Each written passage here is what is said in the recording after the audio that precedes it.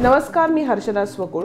UCC म्हणजे समान नागरी कायद्याबद्दलची आपली ही सिरीज सुरू आहे, त्यातला हा पुढचा एपिसोड आहे. या एपिसोडमध्ये आपण बघणार आहोत की भारतातले मायनॉरिटीज म्हणजे नेमके कोणकोणते आणि त्यांचे सिव्हिल मॅटर्स कसे हँडल होतात. एकदा ते कळलं ना की मग UCC जर सरकारनं आणला तर त्याकडे आपण एका वेगळ्या पर्स्पेक्टिव्हनं, एका पॉईंट ऑफ व्ह्यूनं वेगळा बघू शकतो.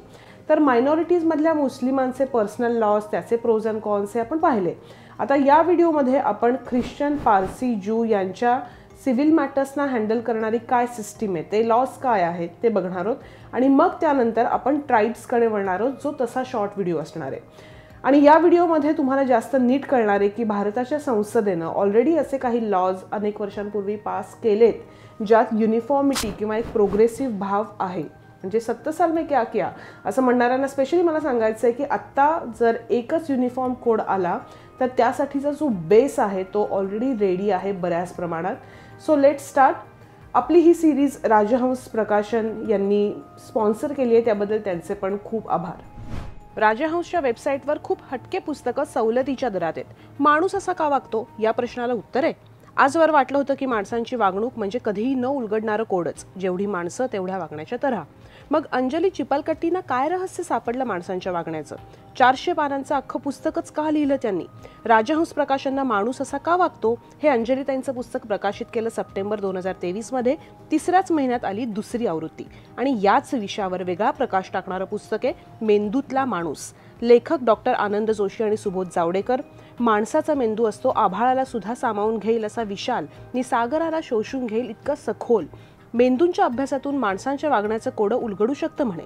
त्यांचा अभ्यास त्यांनी मांडला या पुस्तकात 224 पानांनी सोप्या शब्दात.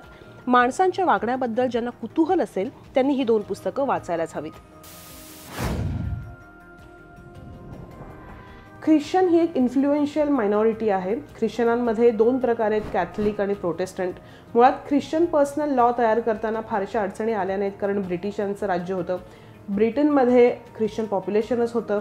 भारतात 4 कायदे आहेत ख्रिश्चनांसाठी लागू होणारे. Christian marriage act 1872, Indian divorce act 1868, Indian succession act 1925 हा पारसींवर सुद्धा लागू होतो, आणि guardianship and wards act 1890. Christian सिस्टीममध्ये डिस्क्रिमिनेशन, महिलांचे हक्क अशा गोष्टी फार आल्या नाहीत. सो ख्रिश्चन मॅरेज ॲक्टमध्ये अडचणी येतील असं काही त्यात फार नाही आहे.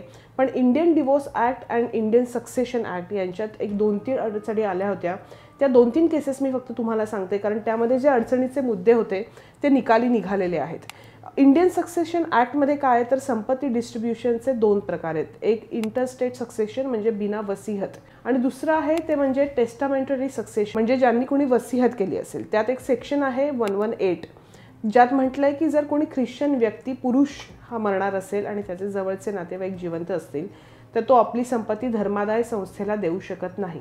पण प्रॉब्लेम हा आहे की जवळचे नातेवाईक या टर्ममध्ये, त्याची डेफिनेशनमध्ये त्या पुरुषाची पत्नीच इन्क्लुडेड नव्हती. आणि त्याच्यामुळे एक केस समजून घेणं खूप गरजेचं आहे. ते आहे मेरी रॉय केस, जेव्हा भारताच्या इतिहासात पहिल्यांदा एक ख्रिश्चन महिला संपत्तीच्या हक्कासाठी पुढे आली होती. केरळमध्ये राहत असलेली ही स्त्री होती. त्यांचा प्रश्न हा होता की त्यांना संपत्तीत हिस्सा मिळाला नाही. आता मेरी रॉय केरळमध्ये ज्या भागात राहत होत्या त्या भागात इंडियन सक्सेशन ॲक्ट लागू होत नव्हता, तर तिथे लागू होत होता ट्रावनकोर सक्सेशन ॲक्ट, आणि त्या ॲक्टप्रमाणे मुलीला संपत्तीत हिस्सा नव्हता. त्यामुळे मेरी रॉय कोर्टात गेल्या आणि सुप्रीम कोर्टानं 1986 मध्ये याचं वर्डिक्ट दिलं. त्या केस जिंकल्या, बरोबरीचा हिस्सा त्यांना मिळाला, आणि त्यानंतर सुप्रीम कोर्टानं हे डिक्लेअर केलं की आजपासून भारतातल्या सगळ्या ख्रिश्चनांसाठी इंडियन सक्सेशन ॲक्टच लागू होईल, आणि हे प्रकरण संपलं. दुसरी एक इंटरेस्टिंग केस आहे ती म्हणजे जॉन वेलोमोटॅम यांची. 2003 मध्ये ही केस इंडियन सक्सेशन ॲक्टबद्दल होती. या बाबतीत जजमेंट देताना सुप्रीम कोर्टानं सेक्शन 118 काढून टाकला, आणि त्यानंतर इंडियन डिवोर्स ॲक्ट 1868 बद्दलच्या 2च केसेस आहेत, त्या पण मी तुम्हाला पटकन सांगते. त्यातली एक महत्त्वाची आहे प्रगती वर्गीस यांची केस 1997 मधली. It was about adultery. नवऱ्याबरोबर भांडण झालं, घटस्फोट घेण्याचा निर्णय झाला. आता या कायद्यात सेक्शन 10 मध्ये डिवोर्स ग्राउंड्स सांगितलेले आहेत. तो सेक्शन 10 महिलेच्या विरोधातला आहे असं प्रगती वर्गीस यांचं म्हणणं होतं, कारण सेक्शन 10 मध्ये असं होतं की जर ॲडल्टरी म्हणजे नवऱ्याचं अफेअर आहे म्हणून पत्नीला डिवोर्स हवा असेल तर फक्त तोच चार्ज नाही लावता येत, त्याबरोबर फसवणूक, मारहाण असे काही अन्य चार्जेसही लावायला पाहिजे. तर प्रगती वर्गीस यांनी सुप्रीम कोर्टात असं आर्ग्यू केलं की हे सरळ सरळ महिलेच्या विरोधातलं सेक्शन आहे. सुप्रीम कोर्टानं मग तेव्हा सांगितलं होतं की सेक्शन 10 मधला तेवढा हिस्सा हा इलिगल आहे जो हा भेदभाव करतो. त्याच्यामुळे इंडियन डिवोर्स अमेंडमेंट ॲक्ट 2001नं सेक्शन 10 मध्ये इक्वॅलिटी आणली. म्युच्युअल कन्सेंटनी डिवोर्स घेता येत नव्हता, तो 10A अमेंडमेंटमुळे मिळाला. त्यात फक्त कंडिशन आणली की ख्रिश्चन महिला आणि पुरुषाला डिवोर्स हवा असेल तर 2 वर्षांचं ज्युडिशियल सेपरेशन दाखवायला लागतं. याच्या विरोधात जी केस झाली होती ती होती अल्बर्ट अँथनी केस. अजून एक शेवटची केस ती म्हणजे अल्बर्ट अँथनीला डिवोर्स हवा होता. त्यात कोर्टानं असं सांगितलं की 2 वर्षे थांबा. आता अँथनी म्हटला की हा भेदभाव का? हिंदू मॅरेज ॲक्ट 13B नुसार 1 वर्षाच्या ज्युडिशियल सेपरेशन नंतर डिवोर्स होऊ शकतो. स्पेशल मॅरेज ॲक्टच्या 28 नुसारही डिवोर्स होऊ शकतो 1 वर्षात. पारसी ॲक्टमध्ये पण 1 वर्षांची तरतूद आहे. मग अँथनी यांचं म्हणणं होतं की सगळ्यांना जर 1 वर्षांची तरतूद आहे तर फक्त धर्माच्या आधारे हा भेदभाव का? म्हणजे आपल्या संविधानातल्या फंडामेंटल राईट्सच्या हे विरोधात आहे धार्मिक डिस्क्रिमिनेशन. कारण आर्टिकल 15 मध्ये म्हटलंय की फक्त धर्माच्या आधारावर भेदभाव नाही व्हायला पाहिजे. आणि सुप्रीम कोर्टानं तेव्हा मग या बेसिसवर डिवोर्स ग्रँट केला होता. साधारण 60,000 लोकसंख्या असलेला हा एक छोटा पण महत्त्वाचा समुदाय. तर पारसींचे सिव्हिल मॅटर्स हे हँडल होतात Parsi marriage and divorce act 1936. परत इथे येतोच Indian succession act 1925, same like Christian section 50 to 56 आणि Indian guardianship and wards act 1890. म्हणजे हे कॉमन आहेत. मोठी ही सिस्टीम फेअर आहे.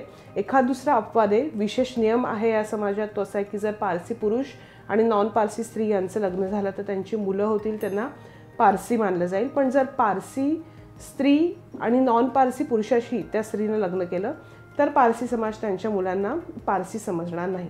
पण ख्रिश्चन असो किंवा पारसी यांच्यात अडॉप्शन अलाउड नाही आहे. गार्डियनशिप मिळू शकते पण लिगल अडॉप्शन होऊ शकत नाही त्यांच्या पर्सनल लॉप्रमाणे. तसंच मुस्लिमांमध्ये पण आहे. पण मी तुम्हाला आधी शबाना हाशमी केस एक्सप्लेन केलीच आहे मागच्या व्हिडिओत. त्यामुळे तुम्हाला कळलंच असेल की juvenile justice care and protection of children act 2000 प्रमाणे भारतातली कुठलीही व्यक्ती आता अडॉप्शन करू शकते. जूनचा विचार केला तर एक खूप छोटा समुदाय भारतातला. जेव्हा यांची लोकसंख्या भारतात पीकवर होती तेव्हाच ती साधारण 30,000 वगैरे होती.